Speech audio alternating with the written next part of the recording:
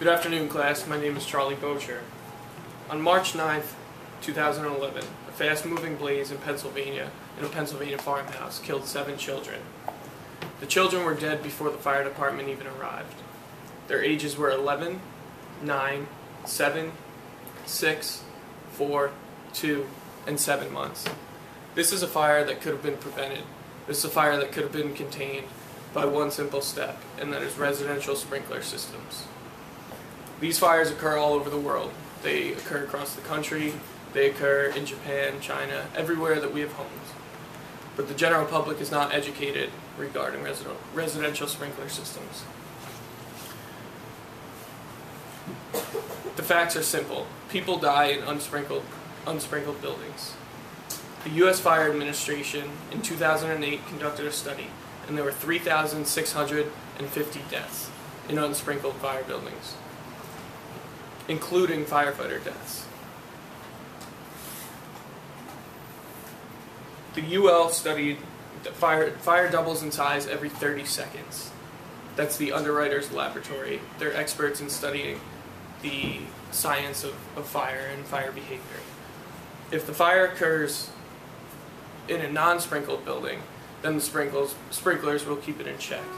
I'm about to show you a video conducted by the UL. Here's the progression of a fire in a building with no sprinklers. As we can see, the fire occurs on the Christmas tree and moves up across the ceiling. As you can see, it is not generally the fire that will kill you when your home catches fire, but it is the smoke and the toxic gases. As you can see, those toxic gases begin to progress down. Your lines of demarcation come across the couch right now. We're only 35 seconds. At this point, your smoke detector is going to be waking you up and getting you out of bed. Right at about this time, human life becomes insufficient in that building. You will not be able to breathe. As you can see our doorway here, unless you are down on your belly, you're going to be trapped by that fire. Not only from a civilian standpoint, but as a firefighter standpoint, as you're progressing the line through the building, you won't be able to make entrance into that room. What I'm about to show you is a second video conducted. Same room, same condition, same Christmas tree. Everything is exactly the same. This was started in a laboratory. Okay? As you can see, about 15 seconds in, your sprinklers activate. Your smoke begins to progress down, but at a much slower level.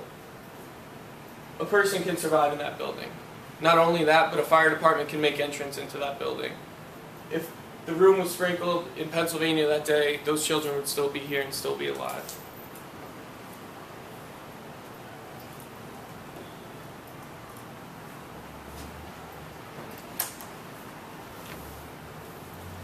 It's simple. Sprinkler systems save lives. We need to prove to the elected officials that sprinkler systems do in fact save lives. We need to have ordinances in place that require residences, especially multifamily dwellings, to require sprinkler systems. This will greatly reduce death. Scottsdale, Arizona was the first city to adopt an ordinance requiring sprinkler systems. That was in 1997, and they've yet to have a fire-related death ever since. They've saved, if you look at the numbers, they've saved close to 14 lives by requiring sprinkler systems. Now you may say, how expensive is this? What will this do, to my taxes or to my home? And it's basically that the public is not educated in sprinkler systems. It is very affordable. For a new home, it costs about $2,000 on top of the price to have residential sprinkler systems installed. Now you may say $2,000 on top of a $250,000, $300,000 home, but this could save countless dollars in damage. If you look at numbers, a general fire in a room, think of everything you have in your room. Think of all the valuables. Think of everything that cannot be replaced. Wedding photos, and most especially your life. In older homes, it's a little more expensive. According to Cintas.com, which is a company who does installations on sprinkler systems, it can cost anywhere from $4,000 to $8,000 depending on the square footage of the home. But it is simple.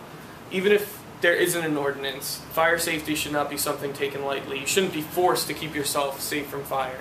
It should be self-motivated. And it's simple. You can go out there and you can get the information and you can have these things installed. There's plenty of companies. So in conclusion, over 3,000 people die each year because of fires.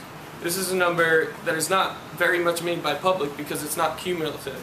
It's not hundreds of people dying at a time, with the exception of certain fires that we've seen in the past, such as the Station nightclub fire in Rhode Island, which was a nightclub that was not sprinkled at all, and we have hundreds of lives that could have been saved if it were.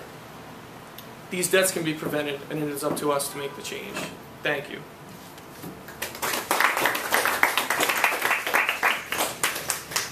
Thank you.